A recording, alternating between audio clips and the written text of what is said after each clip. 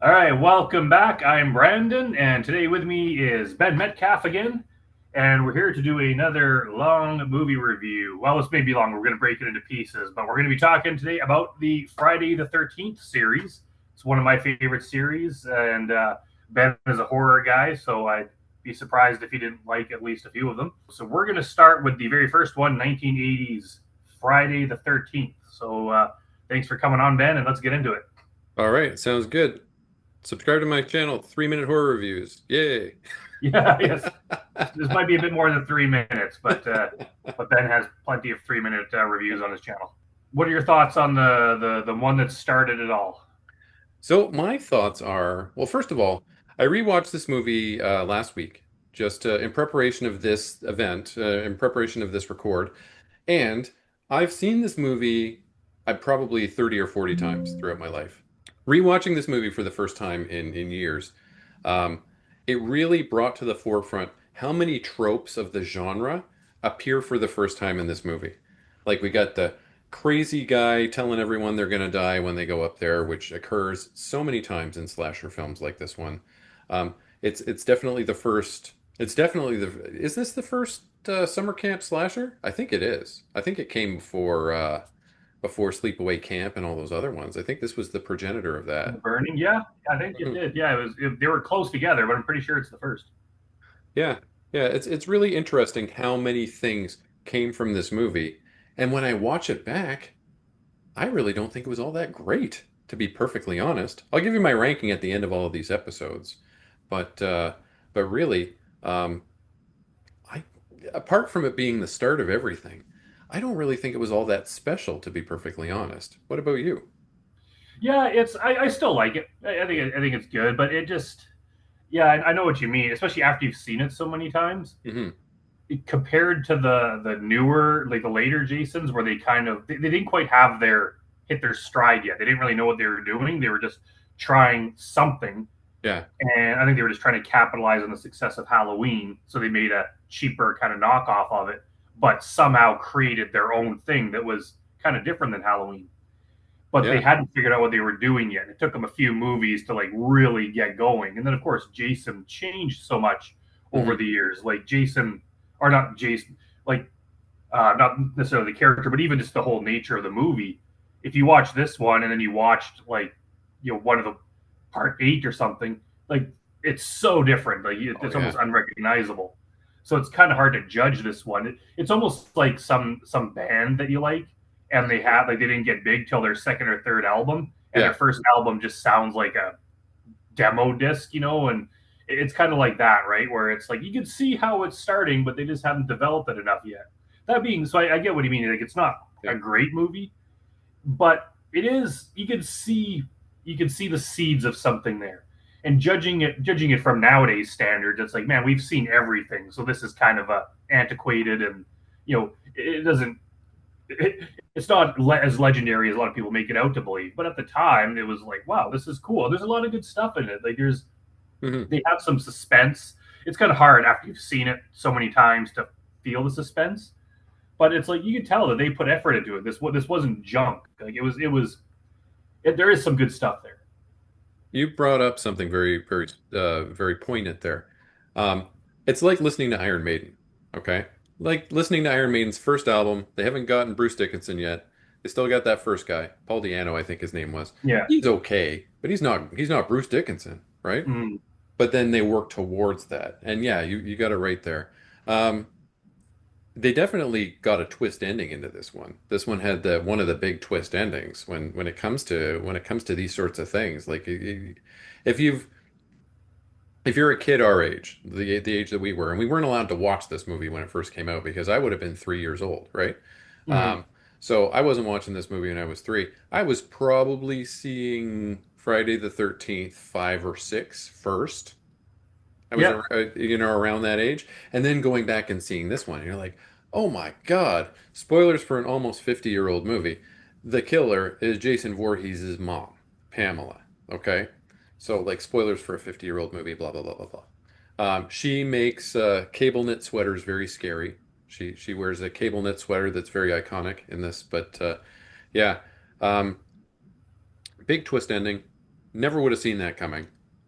If you're a kid that's watching that's seen the Jason movies first and then go back and you're expecting to see Jason, you don't see any of that in this movie. You see this old lady appear at the end, like, who the hell's this lady? And then she goes after Adrian King with a machete, right? So yeah, very interesting. Tom Yeah, Savini's effects. Sorry, go ahead. Yeah. yeah. I was gonna say it is. If you watch them in order, like say you watch this one in the theater when it came out, like it would be a different experience. Like I watched part 7 first, and then Mhm. like part 6, and then part 8, and then the earlier ones later. So Yeah. then you're like, what the hell? It's almost like Halloween 3 with this oddball one that doesn't have the main character in it. It is strange. That's not necessarily a bad thing. It's just Yeah. they didn't know Jason was going to be the hockey mask killer that he would come to be.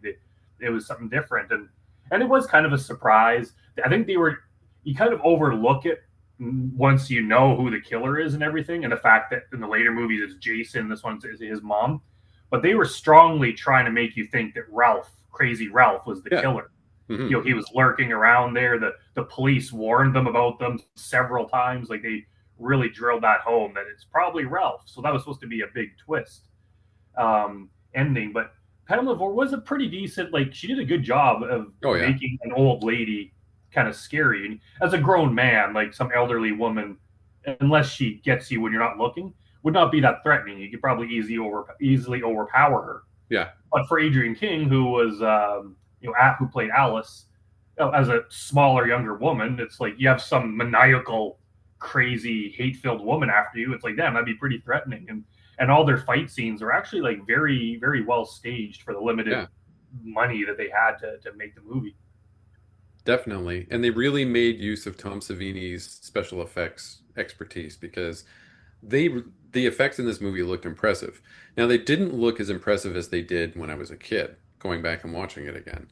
But they're still impressive. Like particularly the Kevin Bacon kill. The Kevin Bacon for the people who don't know, he's laying in a bed in his postcoital bliss. Okay, he's smoking a joint. He's just finished having sex with his girlfriend, and then all of a sudden an arm comes and grabs him over top of his head from underneath his bunk bed, and then an arrowhead pierces his neck, comes up from behind from the bottom and pierces through his neck, and that when you're a child is unbelievably hardcore. You're like, oh my God, I can't believe that this happened. My brother um, ended up putting my brother is a weird guy. He's a couple years younger than I am. He took a Cannibal Corpse song and he spliced together his own video using inline video using a VHS recorder of kills from different Friday the 13th movies to like I think it was I can't remember what Cannibal Corpse song it was. It probably had a name that I can't say on here without us getting in trouble.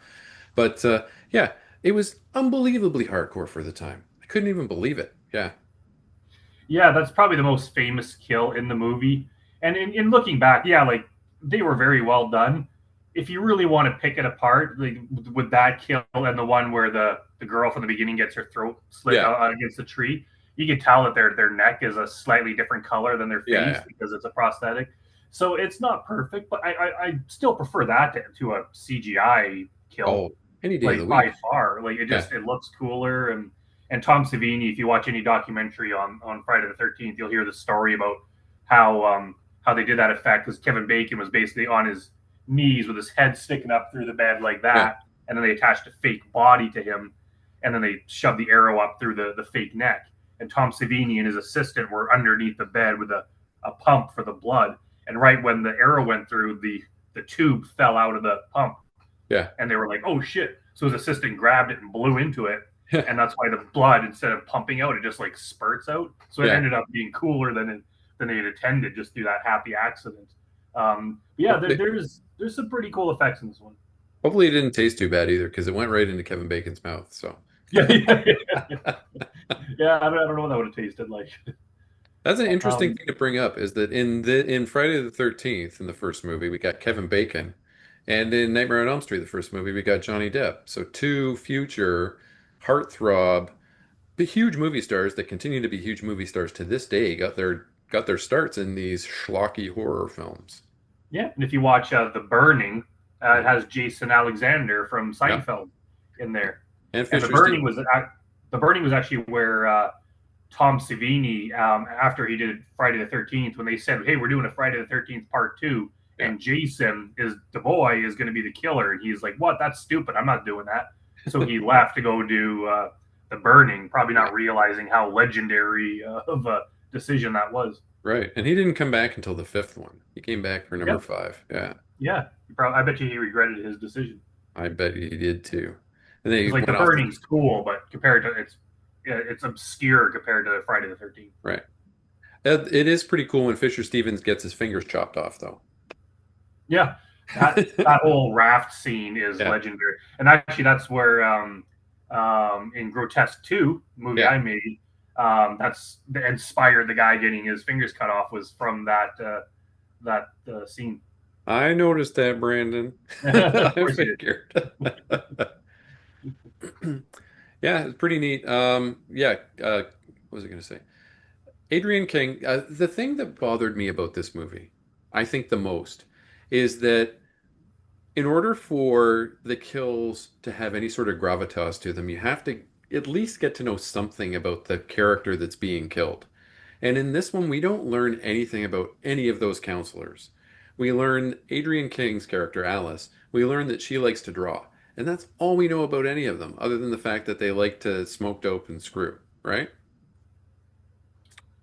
Yeah, I'm gonna have to push back against you a Yeah. little bit on that one. I Okay. see where you're coming from, and it Yeah. is true. I just don't think that's a bad thing. Okay. I think a lot, especially in these slasher movies, I think it's almost it's hard to explain. It's kind of like when even when you meet someone in real life, just on a very casual level, like say Mm. you're at a camp, you're working with some people, you're not really going to know anything about them other than the fact that hey, they're there and you're working with them for a brief period, like a day or two. Yeah. You won't really get to know them. Like to get to know someone, it would take a lot of time together where you start to learn like, hey, do you have any family? Where are you from? What are you into? Mhm. That kind of thing. But just on a like from us watching an hour and a half long thing, or Yeah. from them, they're just working together for like 24 hours. They're really not going to get that deep into their backstory. And quite frankly, I'm not there for that. Right. As long as it's acted well and they seem like real people. And honestly, I think these seem like real people more than the characters from Nightmare on Elm Street 3, even though I like Nightmare on Elm Street 3 more. But with them, they got deeper into it, but Yeah. it almost didn't seem as real. So as long as they seem like real people, it's Yeah. kind of like meeting a stranger. I know there's more to you. It's just in this brief time we have together, there's no time to explore that. But I still find they seem like they do seem like real people. I'm not like, man, that's bad acting or they're Yeah. just Yeah. characters. So I didn't really mind that so much. All But right. but it is true that they're not developing the characters a lot. But I don't think they need to because people watching aren't there for that. That's true. But maybe what I mean to say is maybe I appreciate a balance. This movie has a smaller kill count than some of the other movies, and in the movies with the higher kill counts, naturally you can't really do any character exposition because people are just there to be killed. But in movies with a smaller count, maybe for me it makes sense to develop the characters a little bit more so that it means more when they die, since there are so many fewer deaths, if that makes sense. Yeah, yeah, I can see that. I think they're just trying to play to their audience, and I think the Right. audience that if there is any suspense or thrill from it, it's just the fact that hey, this human is being killed. Right. Whether or not they care about him so much. If you had a TV series where you built this character up over weeks and months and years, yeah, their death might mean something.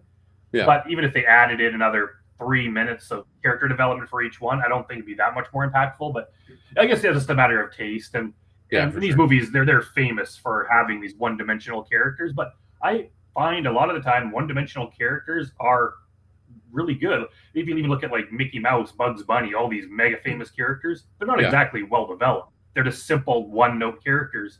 But if they're done well, they can be memorable and actually more memorable than the so-called 3D developed characters. Um, so I really don't have a problem with it. One issue I did have with this movie was it seemed to be padded. Like they put in a lot of Mm. like I think if this movie was an hour long, it would have Yeah. been better. There was a lot of stuff of just them hanging out playing Monopoly. Yeah. Them and it's like Strip it's not really Monopoly. character development. It's just showing them doing stuff and even the part where Adrian King, like Alice and Bill are the other dude or whatever.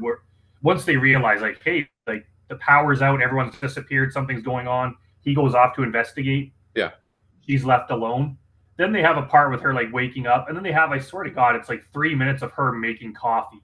They Yeah. show her light the stove, put the coffee on the stove, scoop the coffee into the cup, go and get the sugar out of the cupboard, put the sugar into the cup. And I know that they're trying to create suspense, like maybe the killer's going to pop out at any Yeah. minute. But it's like we're just watching someone make coffee at the what's coming to like the climax of the movie. Yeah. It's kind of boring. I thought it was interesting too. When you look at it, when Sean S. Cunningham was the writer and director of this movie. I don't know if he was the writer. He was the director certainly. He was the guy that worked with the Wes Craven to make Last House on the Left, and Wes Craven actually read over the script for this movie too. Like he read over this movie before it got made. It's interesting to know that Wes Craven had something to do with the two biggest franchises Yeah, in horror cinema history. yeah. It's kind of funny that those guys were friends back then. And yeah, like what a time to be alive, just to be involved in that. Yeah. Yeah, and then have Tom Savini kicking around working for peanuts just trying to get established. It's just Yeah, because crazy. yeah, he Yeah. wasn't well known. And the thing is, like this could have failed. Like they didn't. Hmm. They were basically just trying to make some cheap thing to make some money because Halloween was pop. That movie Halloween was popular. Yeah. It could have been a failure, and basically the entire genre would not really exist or not exist in the same form. Hmm. But it was just such a big hit, and people realized, hey, you can make these really simple movies quite cheaply, and they will be successful. So everyone started ripping it off, and to this day, they still exist. Like they've changed, and even now, I'm making movies heavily influenced by that. And it all came from this movie, and I love its simplicity. Like compared to some of the later ones, like by the time you get to Jason X, there's so much going on. This one, it was such a simple premise. It was like 98% all of that one camp. Yeah. It shows what you can do and make a pretty decent movie just by being simple like that. Hmm. Definitely. Have any other notes here on this one? No. I did notice though, when that one girl is hitchhiking right from the beginning of the movie. She goes into the diner. She goes and asks them how to get to Camp Crystal Lake. Truck driver decides that he's going to help give her a ride. That guy gets two handfuls of ass when he's helping her into the truck. Yeah, I didn't It notice was there. crazy. It's just a thing about those early movies. Like there's so much casual sexual harassment in there that it's kind of cringy to watch. And not only like did he do that, but like right before you have this girl who's like 18, you have this guy who's like 65, and Yeah. he's like, oh, all the girls out there as cute as you know, and it's like, oh, come on, man. And yeah, and then she hops in the car and he just like pushes her ass into the car, and it's like this is I I have a feeling they did that innocently. They just didn't know any better. But Yeah. it's like ah man, that's not good. All right. So what do you And rate? also Sorry, go ahead. that same scene. Now that you bring it Yeah. up, there's a couple like there was a few plot points in there that they kind of may not make sense. But she goes into this diner to ask like, hey, can someone tell me how to get to Camp Crystal Lake? And then they're like, oh, not Camp Blood, there's bad stuff happened there. And then the guy's like, hey, I can give you a ride there. Yeah. And then they walk out, and Crazy Ralph is outside, and he's like, you're going to Camp Blood, aren't you? And it's like, how would he possibly know that? He was not inside when she said that. It could be because she had a backpack, but why would they assume that she's going to a camp? Yeah, Right. And then the things that fell apart with later iterations because they couldn't have known at the time. The fact that he knew that she was going to Camp Blood when we know that there are camps all around it. Like number two takes place in a camp that's right next door. yeah, Eh, And she can't be the only young person in town because we know that Tommy Jarvis and his family live just down the way, right? All yeah, sorts yeah, of people live exactly. there. Yeah. So I guess that brings up another plot hole thing is, and I've had this argument with people before, and I'm going to stand by my view. But people are like, okay, so if Jason drowned and you see him at the end of this movie and he's like a 10-year-old boy, Yeah. how is he all of a sudden 30, like in the next month? See, my theory is that he never actually drowned. Yeah. My theory is that the mom, as Jason got older and he had problems and he was probably getting violent, and as he got bigger, he was harder to deal with. So she just abandoned him in the woods because she couldn't Hmm. deal with him. And then, in her own psychotic mind, the fact that she's nuts, she basically made up this story that, oh, he drowned. But then to deal with her own guilt, she's like, I'm going to go and get revenge on the people that let him drown, which led to the first movie. In Right. reality, he's living off in the woods somewhere, and that's why in part two he's grown Yeah. because he was alive this whole time and he's been living in his little shanty shed there. Um, and he's actually just a full grown human man up until part four, where he Right. dies, and then part six gets resurrected. That's how I see it. But sometimes people argue and they're like, no, but it's like that's the only way that Yeah. makes sense. Otherwise, it's like, and the end of this movie where the shock at the end where you see the Jason's the boy's rotting corpse come up Yeah. and grab Adrian King of the water. That was just her hallucination. Right. And that's Ari Lehman, who is still living off of that moment where he jumps out of the water to this day. Yeah, yeah, he's still doing public appearances and Yep. everything. Yeah, So your theory is a lot like Ginny's theory from number two. When we can talk about that when we get into number two. yeah. Yeah. So what's your overall rating for this one? It's hard to say because it's like, do I rate it against the rest of the series or just as a standalone movie? I uh, I'd go six, Yeah. I guess. Yeah. Six is Yeah, what I give it to. I gave it a six. And when you look on Letterboxd, six seems to be the predominant score that people give this movie. 6 out of 10. I could see a lot of people, especially I don't know, maybe younger people would just find it kind of slow because it is kind Yeah. of slow. Mhm. It is a movie like Jason X. You could just watch and there's just cool stuff happening. Yeah. This one, like, you have to pay attention, you have to be in the mood. It's not really exciting. Like, if you just had a bunch of friends over to watch it, it wouldn't be as fun of a time as the later ones. Yeah. But if you're really paying attention to it, and it's like there is some good stuff there. It is well made, but it's not.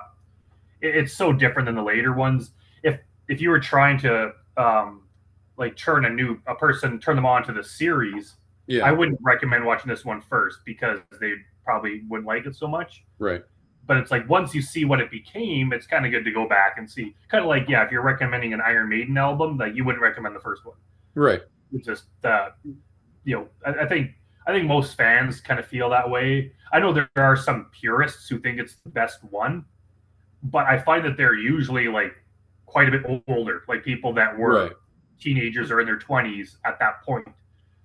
Anyone after that, which has been around so long, is now pretty much anyone 50 and under. Yeah. I never see that as the favorite one. Yeah. And we'll get to which one is my favorite one so far as we go. Oh, I'm looking forward to It's hearing going to be a little bit later. it. Well, so I guess that's it for the original Friday the 13th. So we'll be back to talk about Friday the 13th Part 2 in a different video. So thanks, Right. everyone. Goodbye.